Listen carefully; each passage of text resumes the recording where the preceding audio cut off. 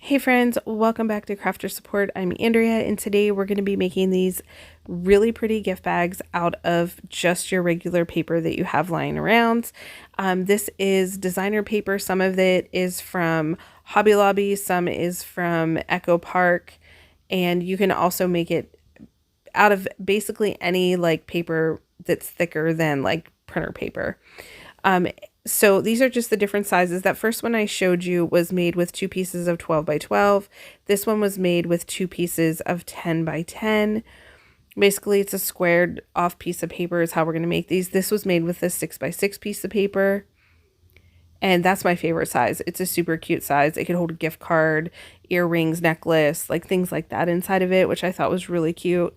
This is a 4 by 4. I do make miniatures because my daughter is a doll collector. She collects American Girl dolls, and I've made miniatures, a bunch of miniature things for her in the past, and I love making miniatures. So here's another little tiny one. This was made with a 2.5 by 2.5, 2 pieces of paper that size. And we're going to just jump right into how you need to make these. So the main thing is you need to know how thick you need your bag, like how wide you want your bag, how high you want it, and how deep you want it.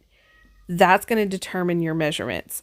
So I will give you the measurements for the one that I'm making today, and then you can just adjust yours to the size that you want to make. And if you have a question like, hey, Andrea, I want a bag that is 4 inches high by 3 inches deep, and I can give you that measurement. If you can't figure it out, I can let you know what you need to do for that. But basically, I'm just tearing out 2 pieces of this Echo Park set that are the exact same. You don't have to use the exact same paper. I didn't on some of mine, and it still looked really cute. And you don't have to use double-sided paper either. If the design's only on one side, you can still work with that too. It doesn't matter. The most important thing is that they're both the exact same size. That's one of the most important things. So all I'm going to do is put them together. If you have a paper trimmer that has a very nice blade on it, you can cut them both together. This is the Stampin' Up! Trimmer, and it cuts through like 3 sheets of this very, very nicely. So I just cut it down to 6 by 6. And if you have a pattern, you'll see whenever I show you the mess up, I look at the pattern in the front, forgetting that I needed to make sure that the back pattern was the same as well. And I just have them going in the different directions, but it's absolutely fine. So the first score line that we need to make is at 3/4, because this piece we're going to fold back. It's going to be like the top of the bag. Then I want this to be 1 inch all the way around. So I'm going to score it 1 inch on the other 3 sides. And I'm going to put that aside, and I'm going to do the exact same thing on the second piece of paper. Score it 3 1/4, and then 1 inch, 1 inch, and 1 inch. And then we're going to do some trimming and some folding. So the first thing that we need to do is determine where the top of the bag is going to be. And that's the 3/4 inch that we made. And here's where you see my mistake. So I have the lines going horizontal there, but when I fold the top one back, this one's going vertical. So I should have looked on both sides of paper to make sure they were going the right way, but I didn't, and it's absolutely fine.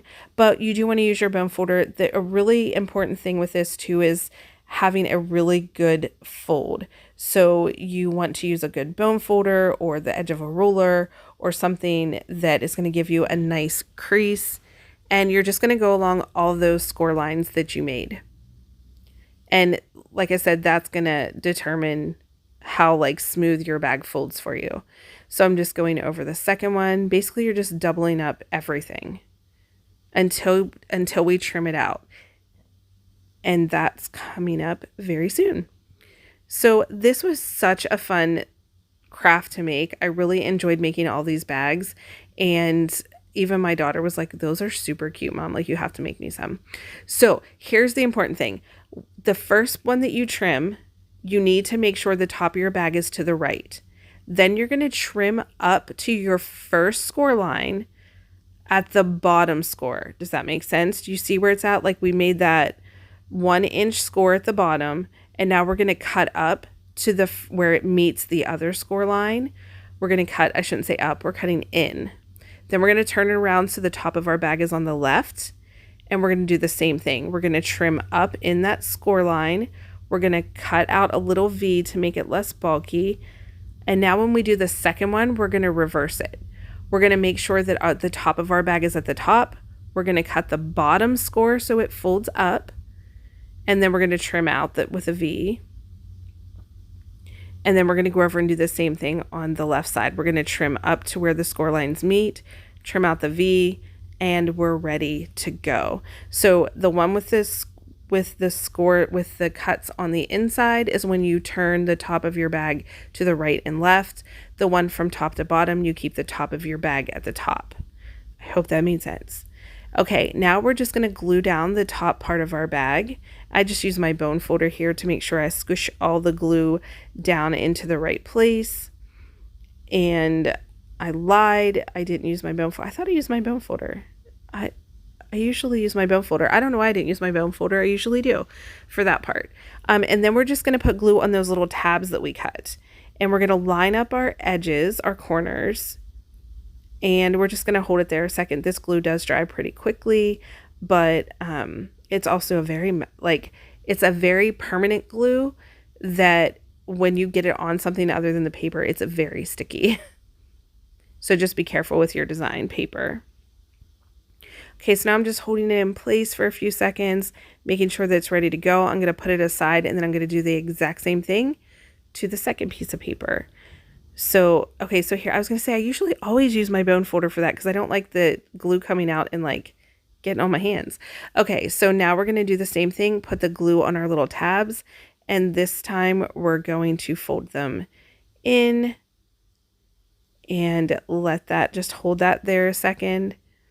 And then we just have a little bit more gluing and our bag will be all together. Like I said, these are so fast and fun to make. Look how we just set them inside each other. That's how you make your bag. So we're going to put glue on the sides of one piece and the bottom inside of another. So we're just going to put some of our glue here and then over here. Then we're going to set that down for a second, and then we're going to put glue at the bottom of the inside. And then we're just going to slide this right into place. I do also use my bone folder to press down the glue on the inside so that way there it kind of spreads out, and it also gives the pressure to keep the little bag together. And this bag is so cute. I'm trying to think of who I can give it to for a gift because I love the way this one turned out. It's so, so cute. And then I just pucker in the sides. So you just push in the sides a little bit, and that gives it that little banner type look. Whenever you look from the top, it just reminds me of a banner you would make. And then we're going to get out our crocodile, and we're going to punch holes to put our ribbon in. And I just have ribbon that was laying around. I didn't buy anything new for this. I just used what I had, and I'm going to go in and crocodile my holes. And I'm just meeting it up at the edge where that V comes in at. And I have it going in 1/4 inch. And then I'm just punching my holes. So guys, I would love to see if you make these bags.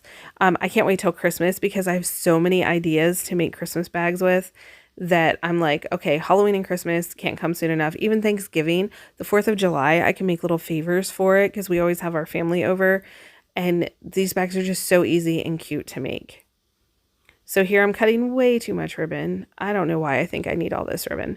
A trick for the ribbon is to cut it at an angle and then push the tip of the angle in. I do everything at an angle here. If you guys are new to my channel, I swear an angle is what works for me best with everything I do.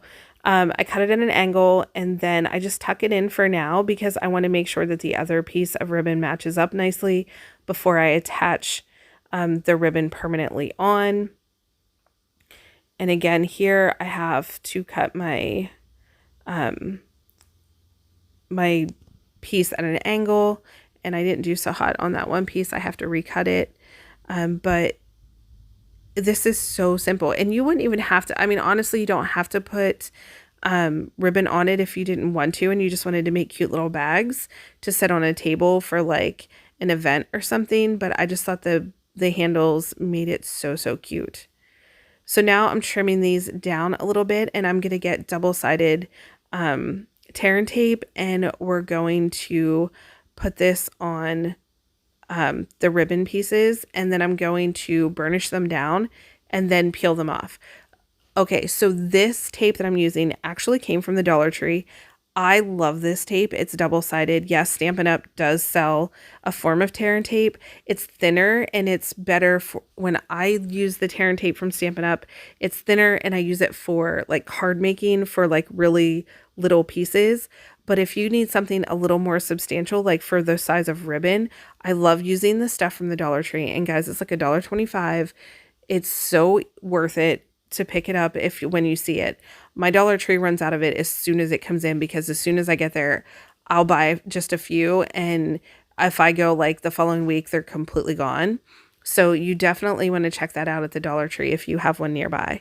So here I'm just looking for a cute tag to put on, and this is just the ephemera that came with this pack. And there were so many that look cute, but I found that this one was kind of like the one for me.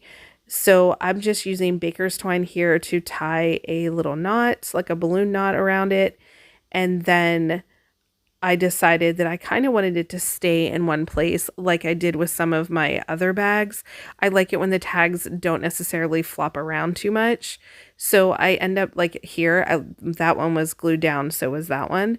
So here I'm just using dimensionals, and I'm making sure that it's going to stay in place because this is a pretty long tag.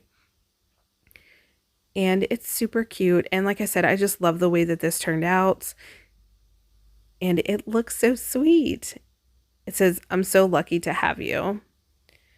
And I just think this would be super cute for like I said, jewelry or a gift card or a little tiny notebook, like a Post-it notepad you could put in there.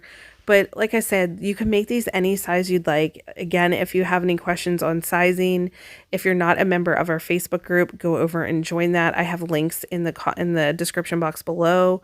And if you have a question, if you say, "Hey, this is how big I want my box or my bag," I'm sorry, then I can I can just respond back and let you know what size of paper you need to start with and where you need to score it at. So if you don't have the tools that you need, I am a Stampin' Up! Demonstrator. I would love to connect with you. And if you need to order something, I can direct you how to do that. And yeah, guys, so I appreciate all of you so, so much.